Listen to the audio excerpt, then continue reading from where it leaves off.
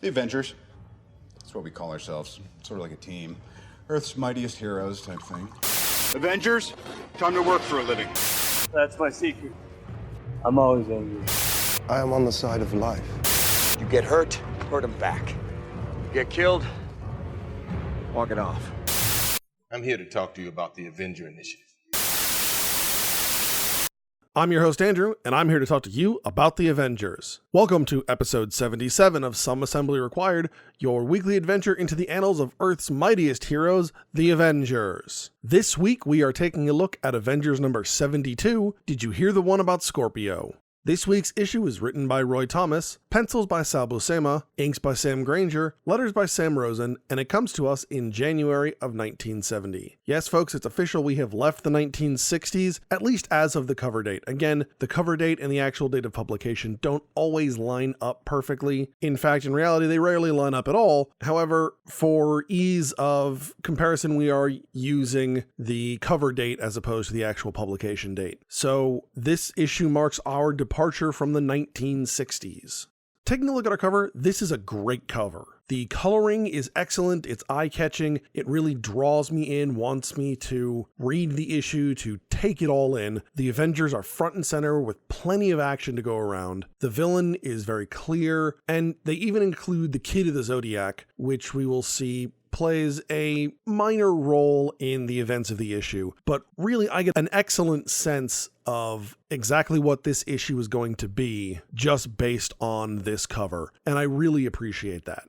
Getting a look inside, as Captain America is making his way across the roof of Avengers Mansion on his way to a late-night emergency Avengers meeting, Cap collides with another man who happens to be running along the roof as well, which obviously is somewhat unexpected. To Cap's surprise, it turns out to be his former sidekick, Rick Jones. If you remember back from our first several issues of Avengers, originally Rick Jones was the sidekick to the Hulk, and then when the Hulk joins and then subsequently almost immediately leaves the Avengers, Rick stays on as a sidekick to Cap because Rick is almost the spitting image of Cap's former sidekick Bucky. So initially Rick is pretty terse with Cap, but things calm down when Cap explains that the Captain America who treated Rick very poorly recently was in fact the Red Skull in disguise. And so the reunited pair enter the mansion so that they can attend the meeting that Cap has actually been the one who called. I do have a few questions here. I would love to know why Rick Jones is running along the roof of Avengers Mansion, and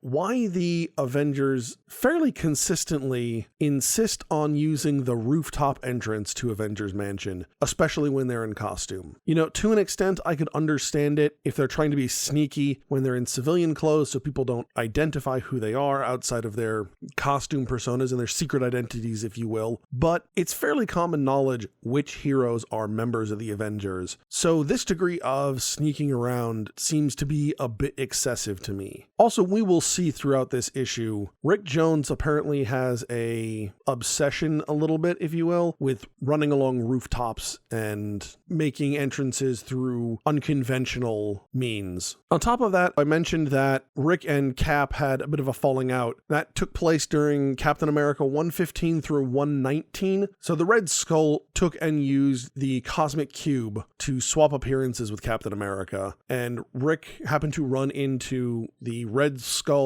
Captain America in Central Park, and Red Skull basically told him off, and that led Rick to decide to abandon trying to be Captain America's sidekick, at which point he actually becomes a supporting cast member in another book, Captain Marvel, and we will see how that plays into the story here in a few moments. Upon entering the mansion, Captain America and Rick encounter the other Avengers who have gathered in the middle of the night at Cap's summons, and they all gather around their meeting table where Captain America calls this emergency session to order. Now, obviously, it being the middle of the night, we find Goliath is a little bit testy, having been woken up in the middle of the night. And it's kind of funny to me that it's almost as if the persona of Goliath has to be just a smidge adversarial, and that it's really regardless of who is actually wearing the costume. When Hank Pym was Goliath, he was kind of adversarial, and now that Hawkeye is Goliath, he's also kind of adversarial. Now, obviously, he and Cap had some of that going on beforehand, but really in recent memory, Cap and Hawkeye have gotten along very, very well. So it really does feel like it's the role of Goliath as opposed to the role of Clint Barton or Hank Pym to be just a little bit on the aggressive, testy kind of side. I also really like the new Avengers meeting table and the fact that they have these really cool customized chairs with character appropriate logos on the back. And personally, I kind of want these for like my dining room table or maybe like a D&D gaming table. And I also would like to know if Goliath's chair changes in size along with him. Because right now it's a very large chair. As we see Rick try and sit in the chair, it is dramatically oversized for a regular person. But, you know, what if Goliath is regular size? Is the chair going to fit him better, or does he have to be big? I also kind of wonder why Goliath, and this again applies to the persona, not just Clint Barton, but they tend to run around in a 10-foot or so height, no matter what's going on. Like they could just hang out normal size and grow when they needed to, but instead they just sit around Avengers Mansion like 10 feet tall. It's kind of weird because again, a lot of Avengers Mansion has become custom, but it's still a New York mansion. It wasn't built for people 10 feet tall. I feel like there would have to be a lot of either really stooping down to get through doorways or shrinking and then regrowing, which just to me feels like a lot of excess work when he could just be normal size except when he needs to. So noting that several of the Avengers members are missing and the reasons why they're not there, Cap goes on to inform his team that several top New York City officials have gone missing. And not only that, but S.H.I.E.L.D. has gotten themselves involved and is going to provide the Avengers with a briefing. Almost on cue, the video transceiver alerts the Avengers to an incoming message from Dum Dum Dugan, who is the right hand of Nick Fury. Dugan informs the heroes that the city officials have been abducted by a man named Scorpio, and then, in a very surprising moment, Dugan, fighting off tears, further informs the Avengers that he is making the call because Nick Fury has been murdered by an assassin named Bullseye while attending a concert. Now, it is worth noting here that, based on my research, this is actually not the same Bullseye as the Daredevil villain. It just happens to be another assassin named Bullseye, which, in fairness, is a fairly generic, stereotypical name for a sniper type assassin character. But this Bullseye is actually gunned down after the assassination of Nick Fury. I really like here that the whole view screen interruption isn't done by Nick Fury. Aside from the overarching portions of the plot, which you'll kind of understand here as we get into it, it slightly subverts the reader's expectations because we've seen Nick Fury do the S.H.I.E.L.D. briefing multiple times in other Avengers issues. So when you get a briefing from S.H.I.E.L.D., you just kind of assume it's going to be Nick Fury. And that slight subverting of the reader's expectations kind of puts the reader a little off guard, a little off balance, and allows the story to kind of bounce them around a little bit more, and they don't quite know what to expect anymore. We're no longer specifically following the expected formula, so the reader starts to question more and more of their assumptions, making the story a little less predictable for the reader, which is always a good thing. Not only that, but the scene plays even better because with Dum Dum Dugan delivering the news and with how emotional he gets, it really carries a lot more weight. Generally speaking,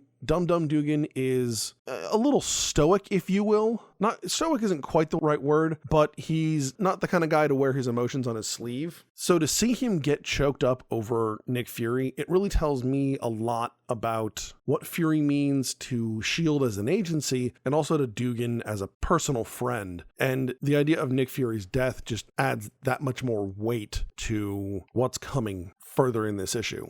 Shocked by this news, the Avengers attempt to regain control of the situation, but they are interrupted by Rick Jones. And Rick explains that he was on Nick Fury's roof. Again, as I mentioned, Rick seems to have a thing for being on people's roofs, looking to discuss with the Spy Master the potential of becoming his sidekick. Again, Rick is kind of a career sidekick at this point. Rick really wants to be a hero, but he's just a teenager, maybe 18-year-old range. So he's not a kid, but he's still young, doesn't have any powers, and just because he's been around heroes so much, wants to be a hero, wants to help out. Rick finds an open window, making his way inside to Nick's apartment, and he encounters this character Scorpio. Now, I have to say that the setup here in general bugs me a bit, because the idea of climbing into Nick Fury's window without making yourself known or without having some kind of pre-arranged understanding strikes me as a very easy way to get oneself killed very quickly. I mean, we're talking about Nick Fury here, super spy master, Colonel, World War II commando veteran Nick Fury. This is not the kind of guy you should be sneaking up on through windows. So I kind of have to question Rick's judgment here. But again, as you'll see, there's a little bit more to Rick than meets the eye. So our surprised villain,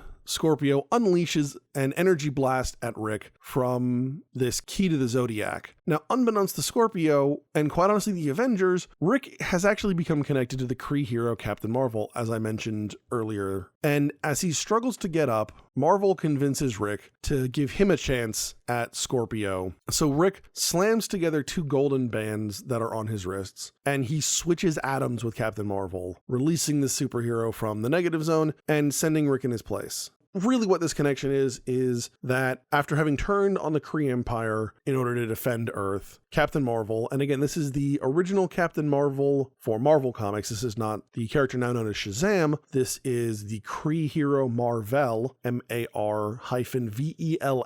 After turning his back on his people, he is banished to the negative zone by the Kree Supreme Intelligence, the big green blobby thing floating around. That's really a collection of the best minds throughout the history of the Kree Empire. It's basically this artificial intelligence that's been generated by combining all of the best intellects of Kree throughout the ages. So Mar-Vell is able to, even though he's stuck in the negative zone, exchange atoms with Rick Jones using these gold bands that are called negabands, and they exchange atoms. So they basically exchange places. Rick is sent to the negative zone and Captain Marvel is sent to regular reality, in this case Earth, wherever Rick was. In this case, the two swap places, and Captain Marvel begins to pursue Scorpio, and at least for a time manages to get the upper hand, but Scorpio eventually turns on Captain Marvel and releases yet another blast from the key to the Zodiac, and Captain Marvel is laid low pretty quick. Now, I do have to wonder here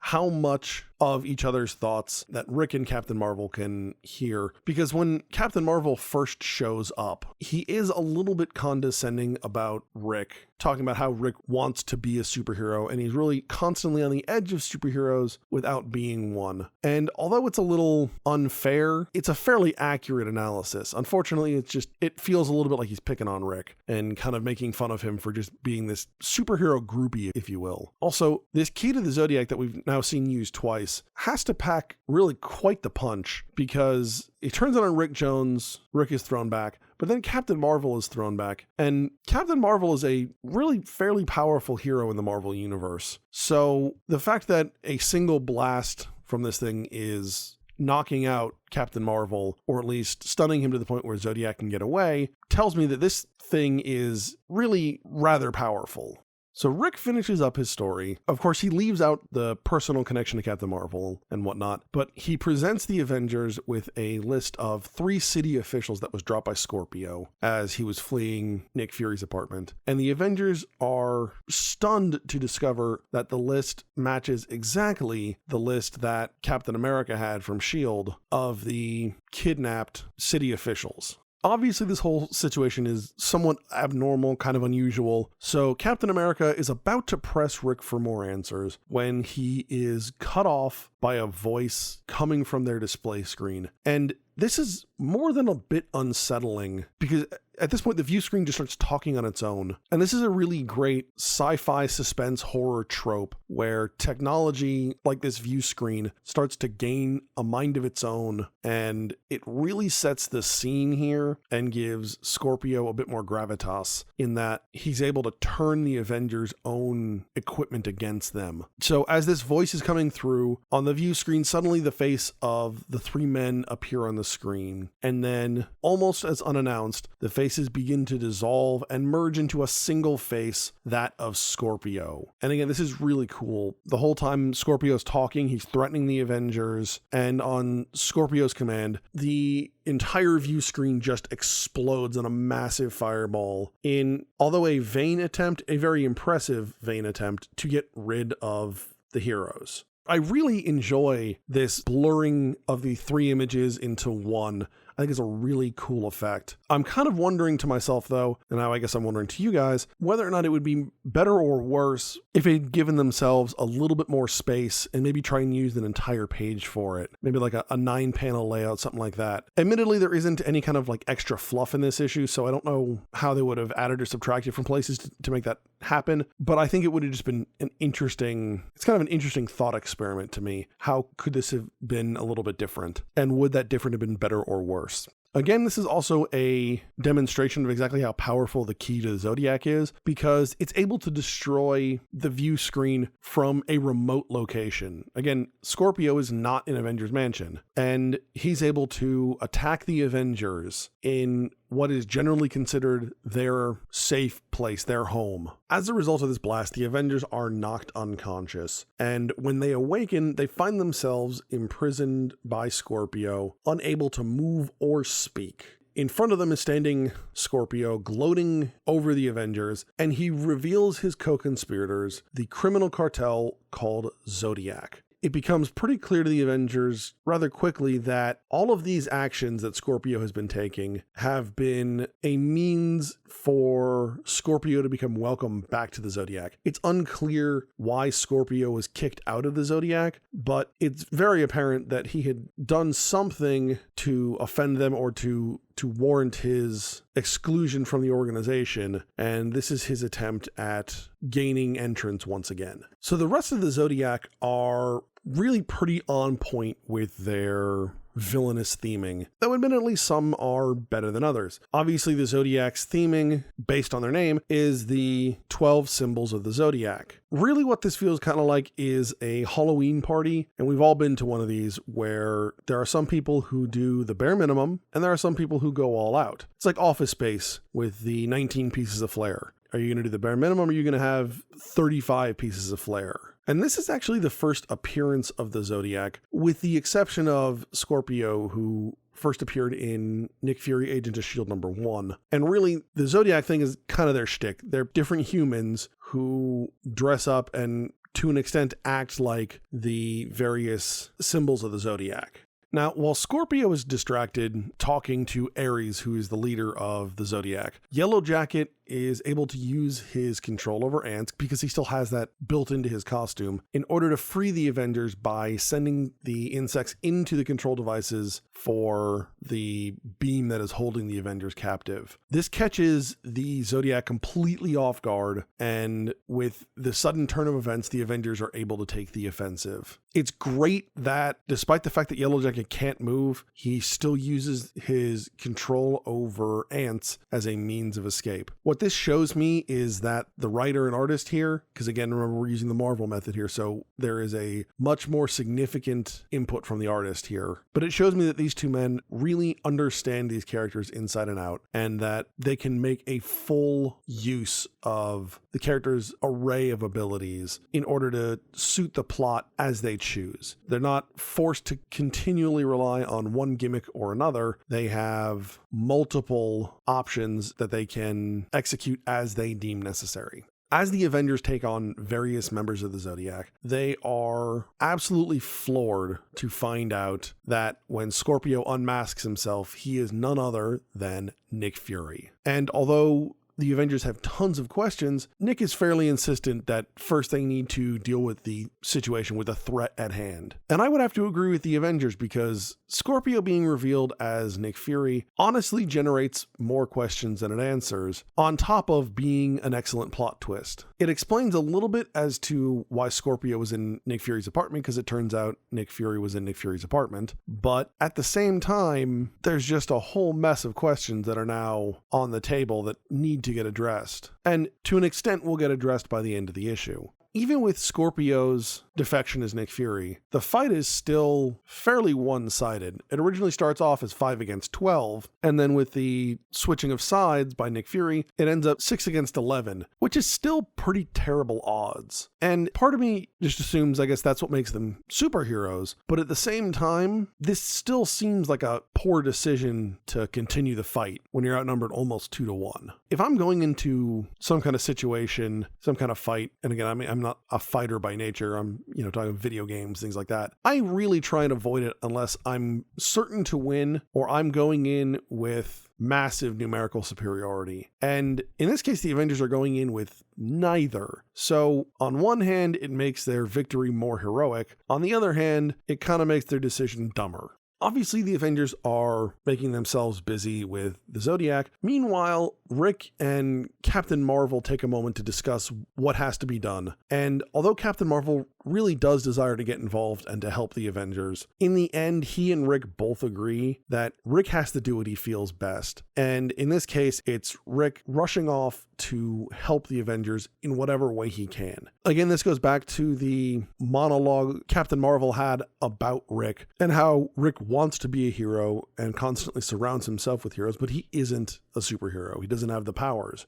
Captain Marvel recognizes that Rick really needs to do this. And good on Rick for sticking to his guns a little bit here and not letting Captain Marvel get involved. I really appreciate the fact that although he doesn't have superpowers, he isn't really a hero, Rick is not afraid to get involved and to put his butt on the line and really try to do whatever he can to help the situation. Above anything else, that just makes Rick a good person. He wants to do right, and he's willing to take risks and sacrifice in order to accomplish that. Now, despite my earlier pronouncement, the Avengers and Nick Fury do make fairly quick work of the Zodiac. That is, until Ares again inflicts the key to the Zodiac on the Avengers. And in this case, it nearly defeats the Avengers until Rick Jones is able to intervene, attacking Ares and momentarily interrupting his assault just long enough to allow the Avengers to regain the offensive and force Ares and the rest of the Zodiac to retreat. As they do so, Ares covers their escape using the key to the Zodiac and creates some kind of impenetrable substance to prevent the Avengers from pursuing. So at this point, everything's kind of mellowed out. Although the villains have escaped, the Avengers are unable to pursue, so things start to wind down, and the Avengers have a few moments to talk with Nick Fury. Nick explains that he impersonated Scorpio in order to try and flush out Zodiac, that it's this criminal cartel. He'd been trying to get them out into the open and to break the plan for world domination they had. They talk about a plan. They don't really give any kind of specifics, which is why I didn't go into it. They just talk about having this master plan for world domination. And so Nick's attempting to infiltrate the cartel in order to disrupt their activities. Now, what is revealed is that, much to his both surprise and shame, that the real Scorpio is in fact Nick Fury's own younger brother, Jake. And it's very obvious as the issue wraps up that the events that have led up to this moment have actually shaken Nick Fury pretty badly. That finding out that his own brother is this villain he's been trying to track down, and as part of this cartel he's been trying to stop, really would be unsettling under the best of circumstances. And rarely do superhero comics and revelations like this involve the best of circumstances. So Nick Fury is kind of reeling at the end of this issue. And for the most part, that's where we're going to leave this issue, with the exception of the fact that Captain America invites Rick to join him as a partner. Finally, much to Rick's really fantasy, what Rick has wanted all these years. Unfortunately, because of his relationship to Captain Marvel now, Rick is forced to turn down this offer. And we end on a little bit of a sad note of Rick having to accept the gravity of the situation and the fact that he may be Captain Marvel's only connection to reality for the rest of existence. And that's our issue. Overall, this is a really strong standalone issue that makes for a nice break after the last couple of longer 3-issue story arcs. Those were a lot of fun, but this is a one and done that had a ton of action, suspense. With the inclusion of Nick Fury, it gave a real spy thriller kind of vibe. Things like the name of Scorpio and Zodiac really evoke images of things like James Bond. So there's a lot of that action, suspense, spy thriller kind of feel going on here. That makes for a really fun issue. I will say that the villains in this issue were not particularly well defined, but at the same time, they didn't really need to be in order to make it work. Although not explicitly called out as one, in a lot of ways, this is a crossover issue with Nick Fury. And as crossover issues go, the team doesn't necessarily have to have this intimate connection with these villains in order to fight them. The Avengers are here to fight these villains because of Nick Fury, not because of what Zodiac means to them. So they work well as a villain because of the relationships with the heroes. Not so much the hero's relationship to the villain, but the interconnected relationships between the heroes. Remember, you can find us at AvengersAssembly.com. You can follow us on Facebook, Instagram, and Twitter, and you can find this podcast on iTunes, SoundCloud, and YouTube. Next week, we are going to be taking a look at Avengers number 73, The Sting of the Serpent. All right, hey. All right, good job, guys. Let's just not come in tomorrow. Let's just take a day. You ever tried shawarma? There's a shawarma joint about 2 blocks from here. I don't know what it is, but I want to try it.